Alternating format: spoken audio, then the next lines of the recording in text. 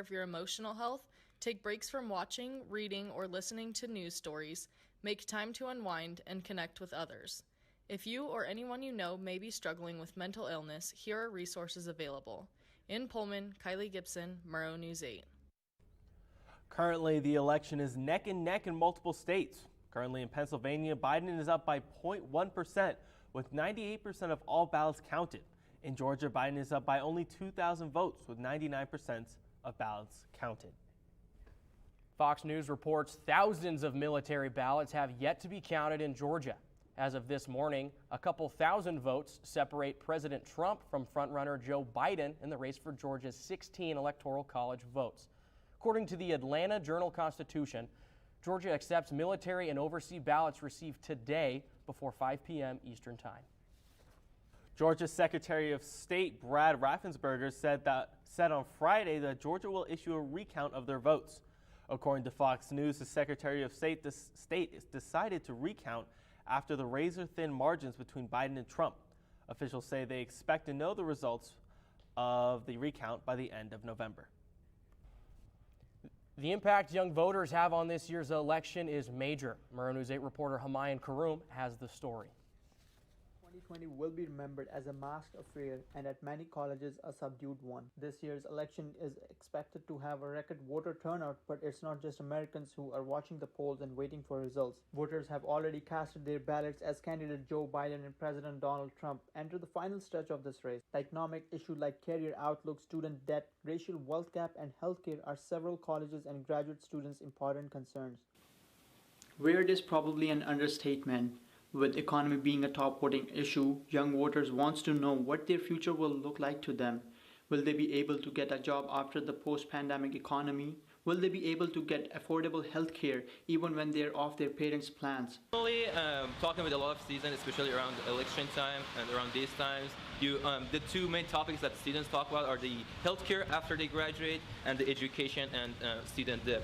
Currently, I don't have any of this, but I talked to many people that that's one of the... Weird is probably an understatement. With the economy being a top voting issue, young voters want to know what the future will look like for them. Will they be able to find a job in a post-pandemic economy? Will they be able to get affordable health care when they are off their parents' plans? President Trump's premature claim of victory late Tuesday night and allegations of voter fraud drew expressions of shock over the United States democracy. The nation is looking forward for who would be their next president. In Pullman, Washington, Humayun Karoum, Murrow News 8. Pennsylvania has yet to count late arriving ballots, says Secretary of the Commonwealth Kathy Bachvar. According to ABC News, this could mean that Biden's lead over Trump does not include any of those ballots. Republicans are seeking to challenge this in the Supreme Court. Local Missouri health officials say a St. Charles election judge supervisor has died. The person tested positive for COVID-19 and worked at a polling site on Election Day. The person received a positive test October 30th and was told to quarantine for 14 days. Health officials say the 9 other Election Day workers have been advised to get tested, and the supervisor was not in close contact with any voters Tuesday. Coming up, some cold weather on the way. And will this rain stick around into the weekend? We'll be right back. There was an old woman who lived in a shoe. She had so many children, she didn't know what to do.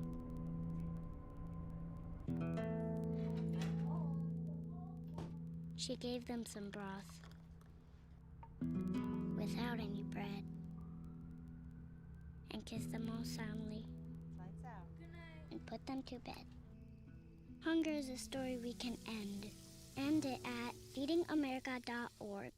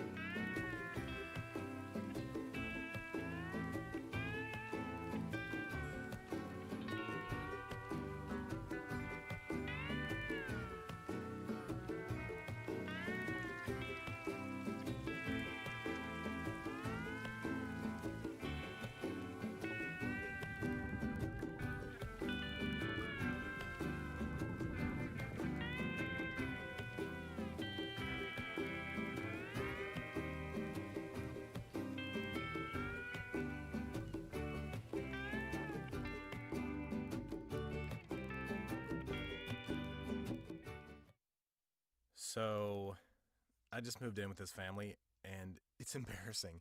The little one, he likes to go outside and crawl around in the giant litter box. I don't know what he's doing. I mean, I was born and I knew how to use the litter box. Look at that. That's disgusting. Oh, poop already. You're making me nervous. Oh, okay, I can't look at this anymore.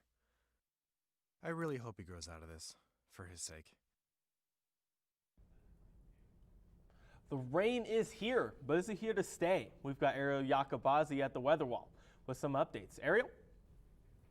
That is right, Cameron. It is so wet out here on the Palouse today, and it is absolutely just crazy. I can't even believe it. My shoes are wet coming into the studio. They still are a little bit wet. So is that going to continue, though? We'll see. So today we're looking at a high of 51 and a low of 33. So we're really getting into those cooler temperatures heading into the weekend, and the days are getting shorter, as we've talked about before, with daylight savings. There is a 10-mile-an-hour wind, but that's not going to be too bad, just a little bit uncomfortable, so make sure you're wearing those windbreakers. And heading into tomorrow, we're going to experience cooler weather and maybe some snow. So make sure that you get those snow boots out and those heavy jackets out. We're looking at a low of 27 and a high of 43, so we're really dipping into those cooler temperatures heading into the weekend. Now, heading into the state map, there's one thing that I want to point out about the state map. It's pretty much the same all across the board. As you can see over here in Olympia and Seattle, it's a lot of rain.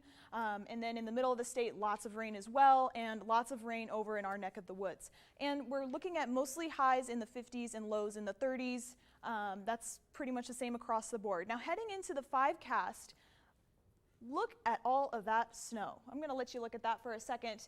Saturday and Sunday, we're going to experience a lot cooler weather with lows dipping down to 19 on Sunday. There is actually a hazardous weather warning heading into the weekend in parts of Idaho and in most of Washington state. That's going to include gusty winds up to 40 miles an hour in some places, so really be careful with that. And then that's going to include some rain and snow showers, as well as temperatures dipping below normals in this part of the state during this time of the year. So make sure you're really being careful, especially if you're heading home this weekend in particular. Make sure you're checking that weather forecast heading over the pass.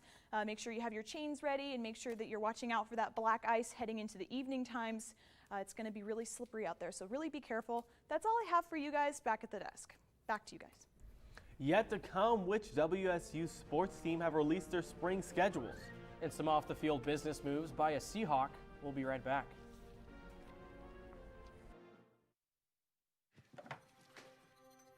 Days, months.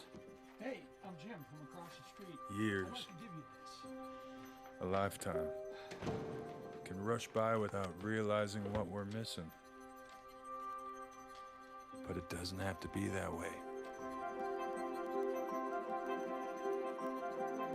We have a choice to take action. Visit maketheconnection.net to find out more.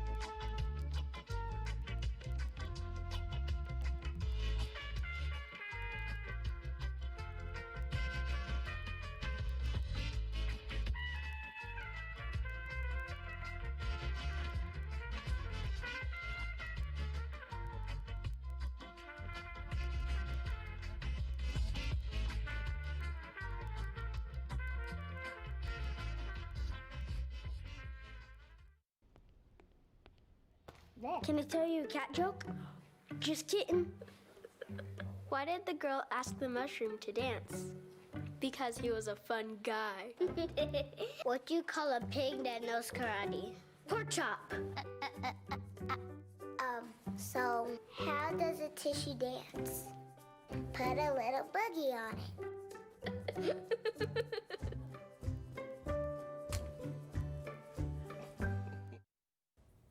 Hi, this is HK with your sports updates. According to Stadium Insider Jeff Goodman, Washington State's men's basketball team will open its season on November 25th at Pullman's Beasley Coliseum against Texas Southern to kick off a co-hosted multi-team event with Wyoming. The rest of the MTE's contests haven't been released yet, but the competition will feature 4 teams: WSU, Wyoming, Texas Southern, and Mississippi Valley State.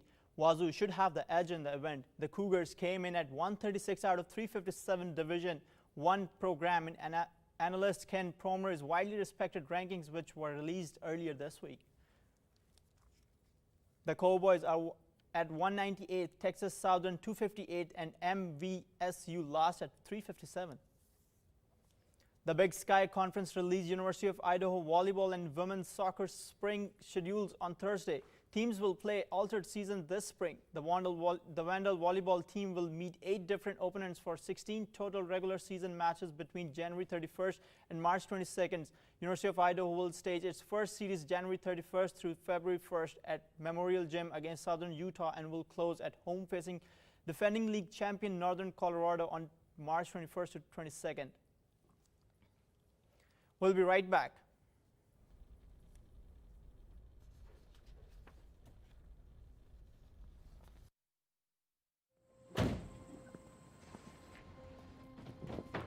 Dad, they took over my bedroom. Come on, come on. Okay, Dad. 1, 2, 3.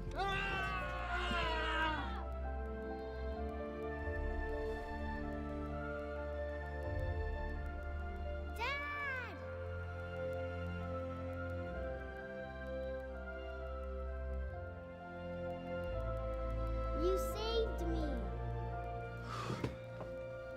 Dad? Are you okay? I'm fine, dear.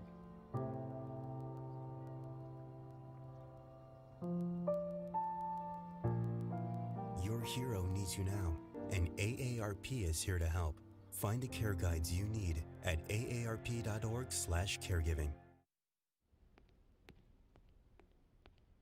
There. Can I tell you a cat joke? Just kidding. Why did the girl ask the mushroom to dance? Because he was a fun guy. What do you call a pig that knows karate? Pork chop. Why was the basketball court all wet? Why? Because the players kept dribbling all over it.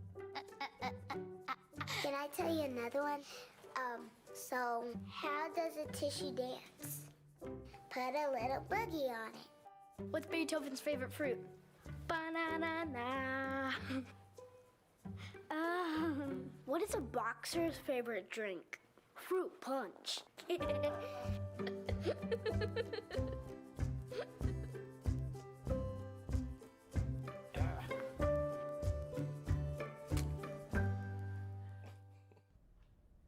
WSU's very own Kim Laney will compete for Miss USA 5 p.m. Monday night. Crowned Miss Idaho a year ago, Laney also won Idaho Teen USA in 2012. She's pursuing a Doctor of Veterinary Medicine at WSU. And Cameron, I have never once in my life watched a beauty pageant before, but I think I might have to now. Support the locals. Yeah, I think I have to as well. I mean, I saw it in White Chicks, I think, and that's about as much as I saw it. But it looks like a great time. When is the last time you saw White Chicks? Oh my goodness, probably like 2012. I mean, right before COVID. I don't know, man. Quality motion picture. Honestly, I imagine top it's 10. nothing like Miss USA, but I guess we'll have to watch and find out. But I mean, shoot, congrats to her. Brains and looks, apparently. Veterinary? That's what it takes. Sheesh. Good for her, good for her. All right, well, thank you so much for watching. If you missed anything in this or any of our previous newscasts, you can always watch us on our YouTube channel. More news can be found at nwpb.org/MN8, and you can follow us on Facebook and Twitter. Have a good night.